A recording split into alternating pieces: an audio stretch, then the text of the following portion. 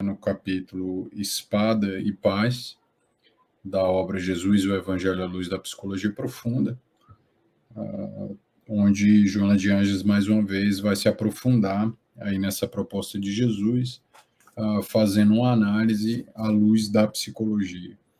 Ela inicia o capítulo, né, trazendo, descrevendo, ela fala isso durante toda a obra, ela cita, né, esse termo sombra coletiva, né, e ela vai caracterizar, ela vai definir, né, os elementos culturais que compõem essa imagem, né, que formam essa imagem sombria coletiva. Aqui nesse livro, nesse capítulo, ela deixa bem claro, né, como que isso foi. Primeiro que essa sombra ela é sócio-histórica, né, ela é construída ao longo do tempo, né, ela vai se manifestando.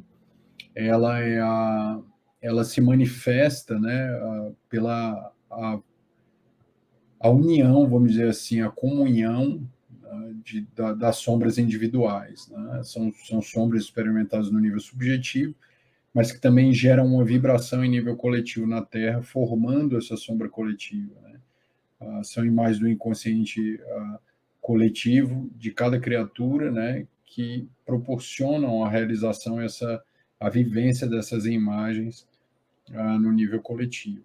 E ela diz que são temas que perpassam essa sombra coletiva, né? São temas que, na opinião dela, são temas construídos sócio-historicamente, né, que vão sendo projetados do inconsciente na realidade social, e ela cita algumas questões que compõem essa sombra, né? Primeiro, ela fala do hedonismo, né, que é a meta, ter como meta de vida usufruir de um prazer, né?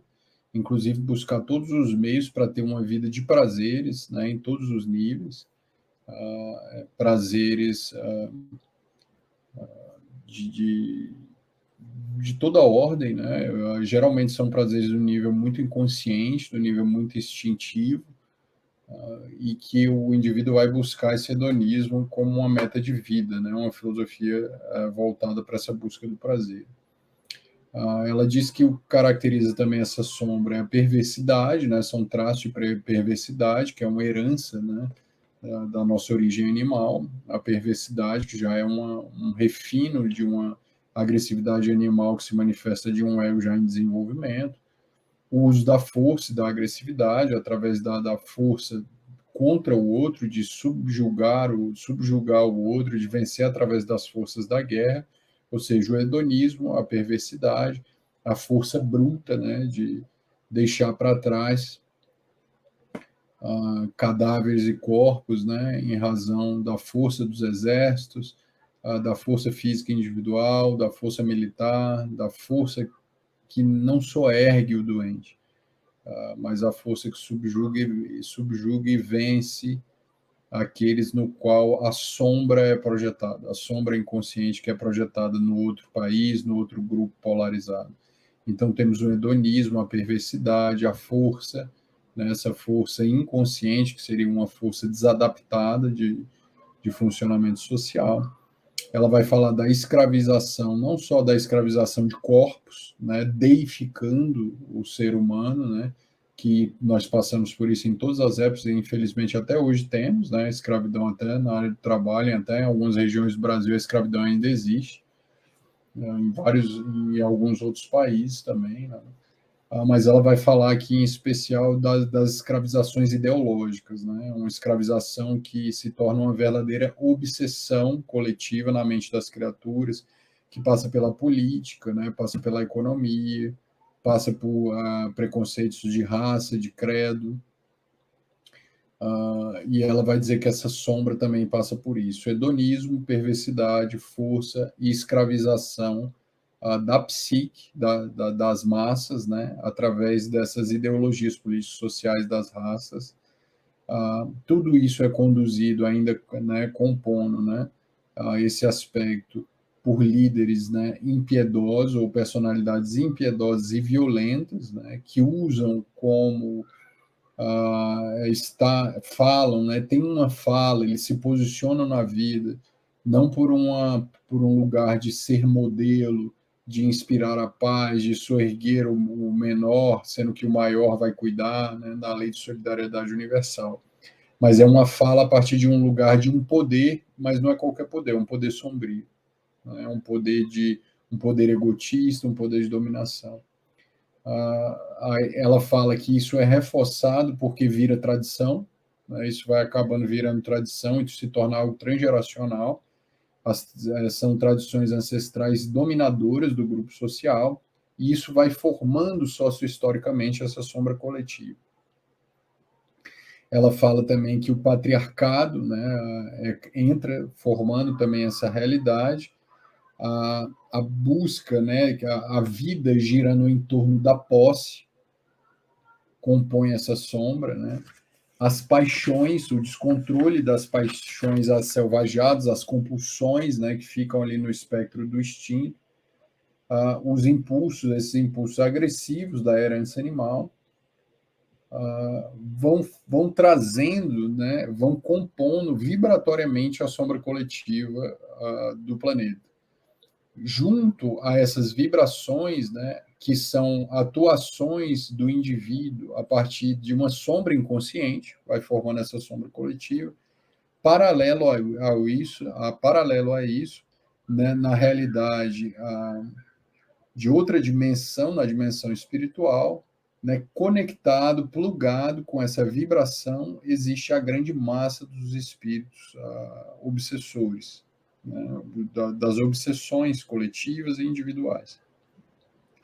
Então, ela tece essas características que foram construídas ao longo da vida, e que um dos compromissos da criatura humana passa não só em superar uma sombra individual, mas ele precisa se desatarrachar, ele precisa se separar dessa sombra coletiva. Aí entra a espada proposta por Jesus, né? A espada e a paz, né? que é a proposta que ele traz, né? A paz, a espada que ele se refere aqui, né, em termos de psicologia, a espada que gera diferenciação, né, a imagem de Jesus, ela vai trazer diferenciação psicológica, retirando o indivíduo da inconsciência de toda essa sombra coletiva, quando a personalidade é separada por essa espada que a consciência lúcida proporciona. Jesus vem trazer esse modelo de psicologia profunda, explicando que haveria esse movimento no nível individual e isso teria impactos coletivos. Todos aqueles que começam a atrair a sombra coletiva para fazer o seu processo de individuação acontecer, vão experimentar algum tipo de alteração do coletivo contra si mesmo, por estar traindo esse movimento sombrio que é secular. O próprio Jesus, né, é o exemplo máximo disso, né? Ele veio ressignificar essa imagem coletiva, né? Ele veio se desconectado dessa sombra que não lhe afetava, que não lhe alcançava. Ele subjugava essa sombra com o seu amor infinito. E nesse exemplo de uma personalidade genuína, luminosa, que aconteceu para Deus, se tornando médio de Deus, ele foi vítima dessa sombra coletiva, não digo vítima, mas vítima num sentido passivo de desespero, mas ele sabia que psicologicamente, através do seu holocausto, ele ia precisar deixar esse holocausto, porque a única coisa que a sombra da criatura humana tinha para oferecer, ele ia precisar deixar esse complexo coletivo da sua morte na Terra, que mais tarde seria justamente a partir da sua morte, da crucificação, que a alma do mundo ia se levantar em cima desse trauma. Né? É justamente em cima da ferida de Jesus, né, que a humanidade não consegue recalcar essa ferida.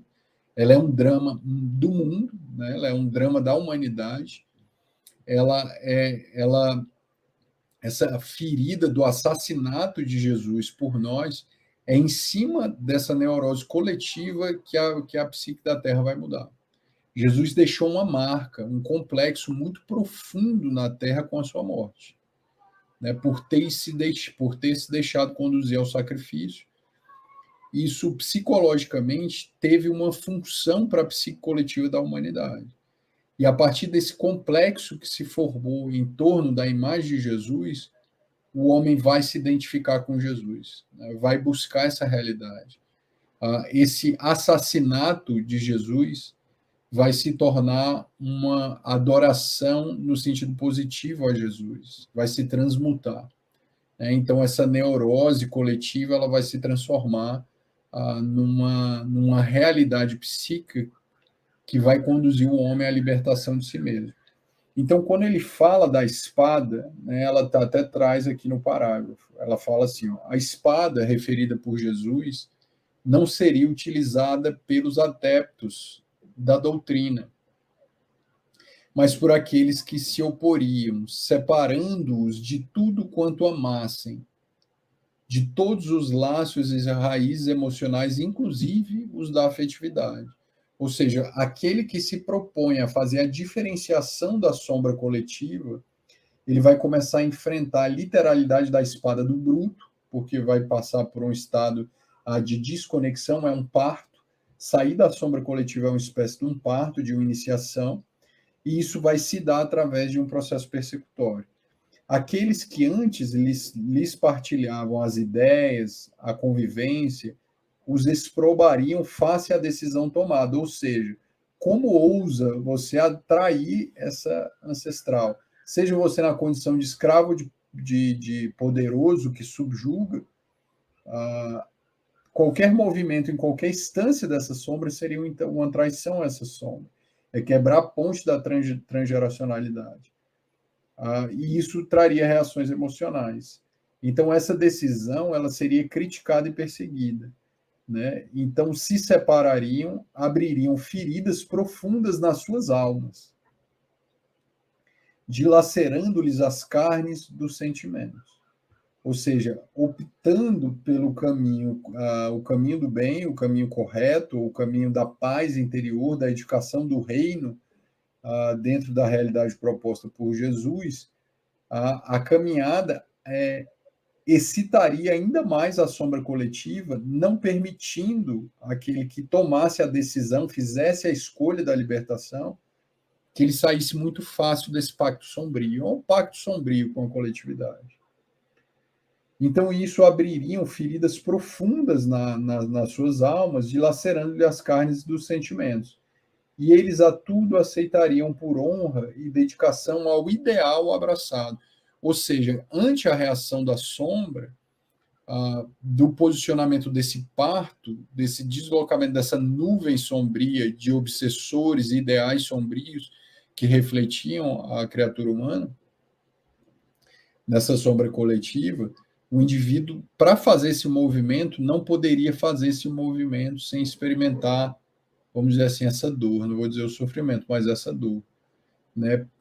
Porque aqueles que realmente experimentassem esse movimento de desconexão, de diferenciação, para a sua personalidade individual começar a acontecer na direção do Cristo, experimentam isso com um sentimento de honra. É uma honra passar por esse processo de honra e dedicação por essa escolha lúcida ao ideal abraçado, a Joana vai falar.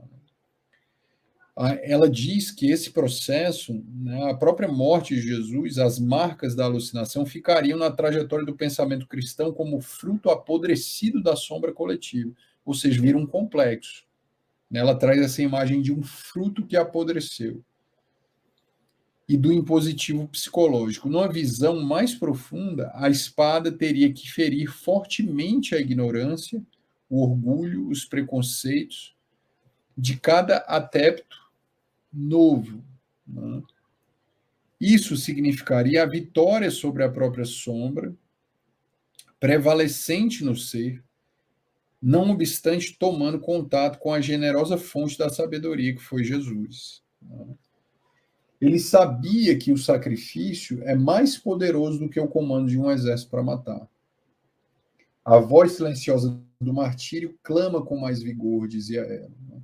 Havendo estabelecido o período negro e perturbador de desenvolvimento histórico desenhado para a disseminação do amor. As marcas da alucinação ficariam na trajetória, apodrecendo nessa sombra, né? Numa visão mais profunda, a espada teria que ferir fortemente a ignorância. Então, a sombra coletiva, a espada é literalizada, é uma espada literal, é uma espada que corta, que mata, que deixa cadáveres para trás sob as forças da guerra.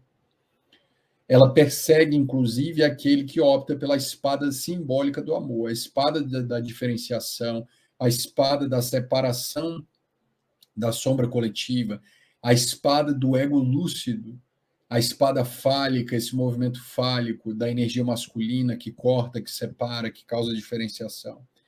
Então, diante dessa proposta, aqueles que fazem esse processo simbólico vão encontrar Jesus. Os outros vão passar por processos de perturbação de identificação com essa sombra coletiva. Aí ela diz aqui, ó, literalmente, Jesus separa pais, filhos, cônjuges, irmãos, momentaneamente, quando alguns se opõem à decisão daqueles que se entregarem a transformações morais apresentadas, ao trabalho de abnegação em favor do próximo, aos compromissos de construir um mundo de solidariedade que surgirá dos escombros da sociedade rica de moedas e pobre de sentimentos de fraternidade. Quantas vezes nós não vemos isso nos nossos núcleos familiares? Geralmente há um indivíduo que opta em seguir por um caminho de transformação, rompendo com a sombra da consciência da família, a sombra do inconsciente familiar, a transgeracionalidade sombria do inconsciente familiar, e ele passa a ser mal visto como uma pessoa desagradável, né? Ou ele é vítima da inveja, da calúnia.